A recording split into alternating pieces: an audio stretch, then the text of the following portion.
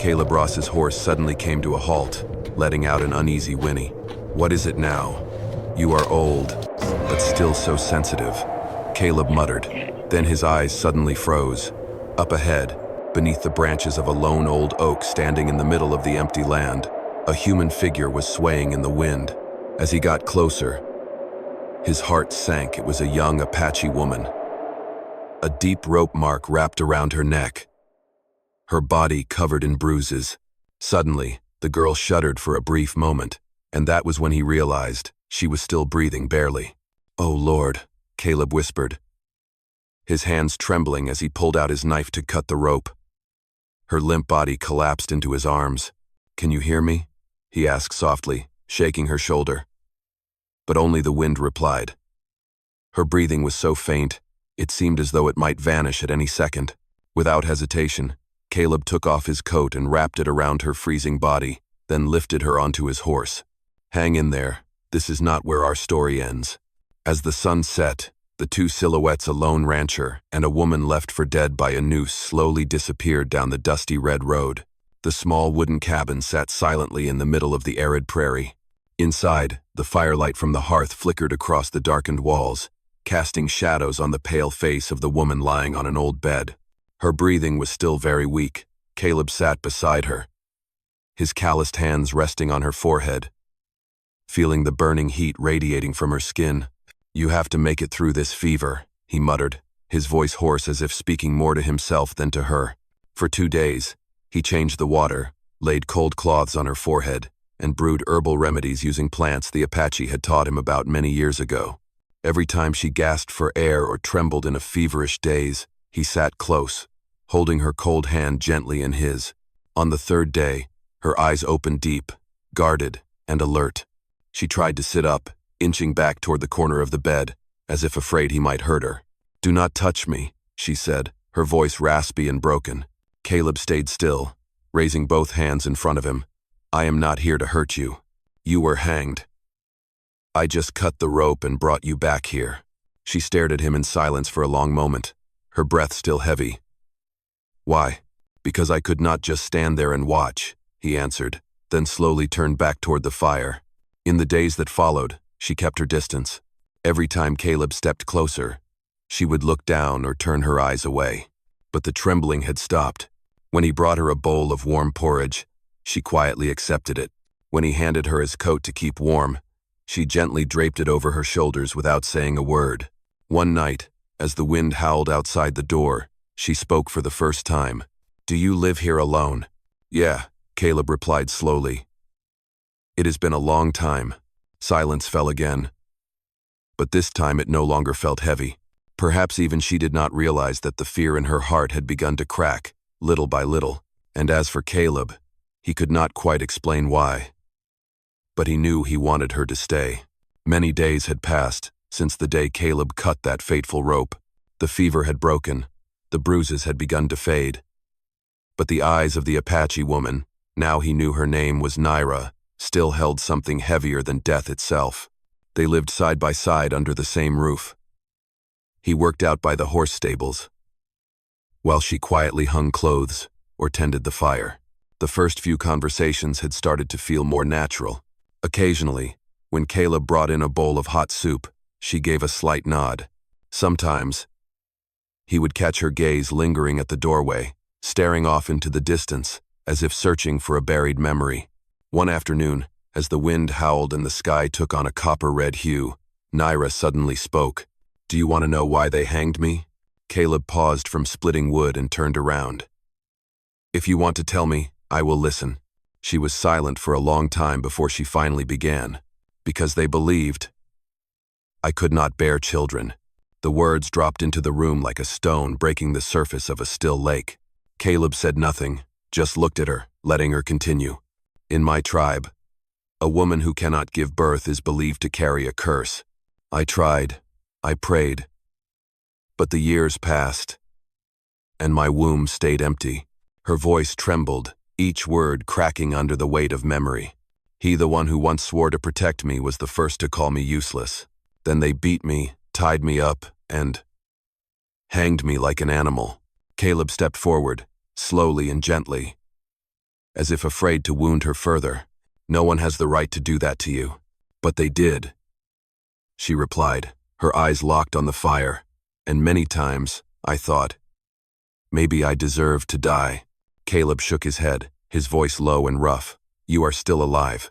That means God is not finished with your story. Maybe the next chapter will be different." For the first time, Naira looked directly into his eyes. In that moment, inside the lonely cabin, two people once forsaken by fate seemed to find one another. No longer a savior and the saved, but two souls stepping out from the shadows of the past. "Thank you," she whispered. Caleb only nodded. He knew, from this moment on, the silence between them was no longer a wall but the quiet ground on which trust was beginning to grow. Since that night, the air inside the cabin had begun to shift. The cautious silence of those early days was gone, replaced by hesitant conversations, glances that lingered longer than necessary, and a quiet sense of empathy beginning to take root from their shared pain. Each morning, Caleb rose early to take the cattle out to the fields, while Naira quietly tidied the house, lit the fire, and prepared breakfast. At first, she did it just to feel less useless, but over time, she realized she wanted to do it because this place had started to feel like a home. One afternoon, as Caleb was repairing the wooden fence damaged by the storm the night before, Naira walked over carrying a hammer and a few planks. "Let me help. Your arms are still too weak." "Better than sitting around remembering the past," she replied softly. They worked side by side in a comfortable silence. Every time their hands brushed while holding a plank, Naira felt her heart skip a beat. Caleb, on the other hand, would pull his hand away quickly, as if afraid someone might catch him feeling something. That evening, they sat by the fire. Caleb made tea, the same bitter tea he had drunk alone for so many years. Today, he handed her a cup. "This stuff is a bit rough," he said. "So how long have you been living with this bitterness?" she asked, her lips curling into the first smile since she had woken up. "Quite a while now." From that day on, they began to talk more. About little things, the weather, the crops, the cattle, and slowly, about deeper things. Caleb spoke of the wife he had lost during childbirth. Naira shared the memory of her first night under the moon as a wife and the beginning of many painful years that followed. One sunset, with the wind turning the prairie a glowing gold, Naira stood next to Caleb, watching the sun dip behind the hills. "If you had not passed by that day, do not say that. No, I need to. If you had not passed by that day, I would never have known that I could still live and still see this light." Caleb did not reply. He only looked at her, and in his eyes was something that words could never say. And she, for the first time in many years, felt her heart begin to open, not because a strong man had saved her, but because a broken soul, just like hers, had touched her wounds with a quiet gentleness. Two people once cast aside, one who had lost his family, the other abandoned by her own, had now found each other not through pity, but through something far deeper, a feeling of belonging. I am deeply grateful for your presence here. If this story reminds you of days gone by dusty evenings, the echo of hooves in your chest, please subscribe to my channel, so that each day we can sit together again, and I will share with you another story from the Wild West. The June wind scorched the western plains, carrying with it the searing heat and acrid scent of dry prairie dust. Caleb decided it was time to take Naira into the nearest town to buy salt, medicine, and a few essential supplies. She hesitated, then gave a small nod. "It is time I stopped hiding," she said, her voice quiet but steady. They rode together on a single horse, moving slowly across the sunburnt fields. The small town came into view, a row of weathered wooden buildings, a saloon reeking of whiskey, and a main road caked in dust. As soon as Naira set foot on the ground, every eye turned toward her. Whispers spread like wildfire. "That is her, the woman they hanged. Heard her own people did it. Still alive? That is a damn miracle." Naira lowered her gaze, but Caleb stepped forward, placing himself between her and the crowd. "We get what we need. Then we head home," he said calmly. Inside the general store, an older man with silver hair narrowed his eyes at her. "I would advise you to send her away, unless you want trouble." Caleb's face did not change. Tension spread quickly. A group of 3 rough-bearded men stepped out from the saloon across the street, their hands resting on the grips of their guns. One of them spat near Naira's feet. "Filthy savage. Got some nerve showing up here again." Caleb took 1 step forward, his eyes cold as steel. "Say that again." The man froze. There was not a soul in town who did not know Caleb Ross, a war-hardened veteran who had survived 2 border campaigns and once took down 3 outlaws with a single Colt. The man backed off, cursing under his breath as he turned away. As they left the store, Naira whispered, "You did not have to do that." "I am used to it." "No," Caleb cut in. "No one should ever get used to being treated like they are nothing." On the way back, she sat silently behind him, her hands unconsciously clutching his coat. In her eyes was more than fear, there was a rare, fragile sense of safety. For the first time in her life, someone had stood up for her, not for honor, not for duty, but simply because she deserved respect. That night, beside the crackling fire, Naira whispered, "I have never seen anyone stand up for me like that." Caleb looked out the window, where the wind still howled across the prairie. "Maybe because I know what it feels like, when the world turns its back on you." In that moment, the past began to lose its grip, not through violence, but through the quiet strength of someone who stayed. Summer arrived slowly, like the breath of the earth itself. On the parched land where the lone wooden cabin stood, life carried on with its familiar rhythm. Caleb headed to the fields at dawn, while Naira tended the fire, looked after the small vegetable garden, and prepared supper. But something had changed, not just in the way her eyes lingered on the horizon, but within her own body. For several weeks, Naira had felt more tired than usual. Mornings brought intense nausea, and some days she would sit slumped on the wooden steps for hours, unable to stand. Caleb grew concerned. "Are you feeling all right?" he asked one morning, seeing her leaning against the table, her face pale as ash. "I do not know," she murmured. "Maybe it is the weather." But one afternoon, as the sun was beginning to set behind the distant ridge, Naira stepped out from the small room, her hand trembling as it rested over her stomach. Caleb, stacking hay nearby, stopped when he saw the tears welling in her eyes. "Caleb," she whispered, her voice choked. I am pregnant." The words froze him in place. Even the desert wind seemed to pause in that moment. Are you sure?" "It has been more than a month," she said softly, as tears rolled down her cheeks. "I cannot believe it. They hanged me because they thought I was worthless. And now," Caleb walked toward her, gently placing a hand on her shoulder. "No one is worthless. It is going to be all right." Naira collapsed into his chest, sobbing. But these were not tears of fear, they were the tears of someone who had been condemned by the world, and now, against all odds, had been given back the right to live, and the right to be a mother. In the days that followed, the two of them began preparing for what was to come. Caleb built a cradle from oak trees he had cut in the northern woods, while Naira stitched small quilts from old fabric. They talked about names, about the future, about a life that would no longer be just the two of them. One night, as silver moonlight fell over the red earth, Naira gently placed her hand over her growing belly. "I used to think I had already died, but maybe." The moment they hanged me was when fate began writing a new story. Caleb reached out and took her hand, holding it tight, "And I will be here, to write the rest with you." That miracle, the one they had both believed would never come, had finally arrived. Not as some divine rescue from the sky, but as a quiet reward for two souls who dared to keep living, dared to believe, and dared to love after the cruelest of trials. News spread faster than the wind that the woman who had once been hanged not only survived, but was now carrying a child. And then, on a sweltering afternoon, as Caleb was splitting wood out in the yard, a lone rider appeared on the horizon, a man with a face Naira never thought she would see again. It was Tehan, her former husband, the very man who had ordered her tied to a tree and had tightened the rope around her neck. When the horse stopped at the gate, Tehan leapt down, eyes wild with panic and desperation. "Naira!" he shouted.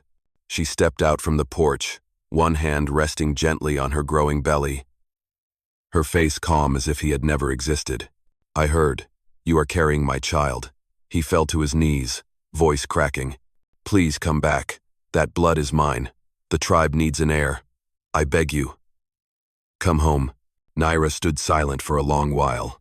Every horrifying memory came rushing back: the cold night when he called her worthless, the mocking laughter of those who once named her a curse, the choking grip of the noose.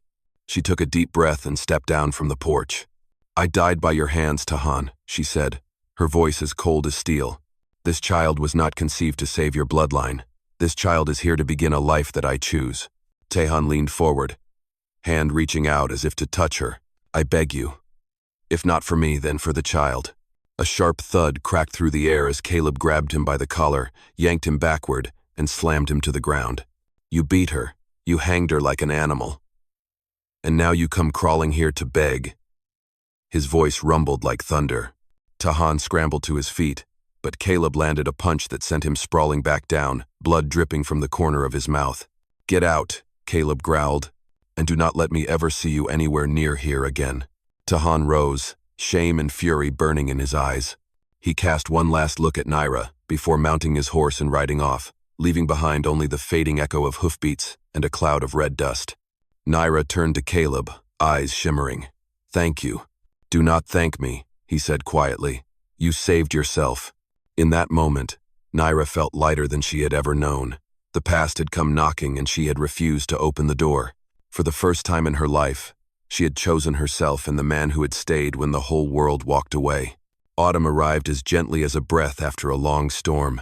The wind from the northern mountains carried the scent of dry grass and fresh earth, slipping through the cracks of the small cabin where warm light glowed from within. Inside that room, the first cries of a newborn rang out clear, fragile, yet powerful enough to tear through the lingering shadows of the past.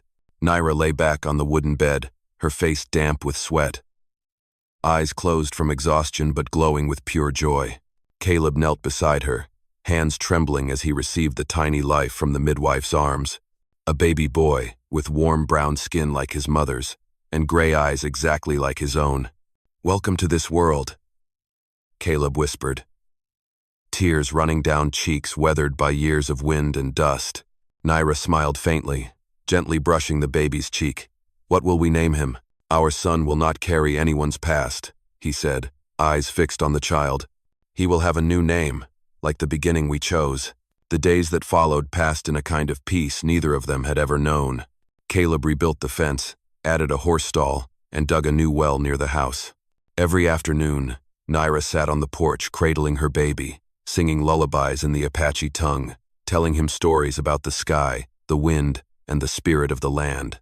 From time to time, townsfolk passing by would slow down to look at the house, the same house where the woman who was hanged once lived. But no one said a word. Perhaps because that image was no longer a mark of shame or a curse but a symbol of strength and courage. One evening, as a fiery sunset bathed the prairie in red, Caleb sat on the porch steps with the baby asleep in his arms, and Naira resting her head on his shoulder. The wind gently tossed strands of her black hair across her face. Did you ever think we would have this? She asked softly. Never, he replied, eyes gazing into the distance. Naira squeezed his hand, a quiet smile appearing. In that moment, there were no more curses, no more fear, no more mocking laughter. There was only a family, a man, a woman, and the child they had wrestled back from the grip of fate.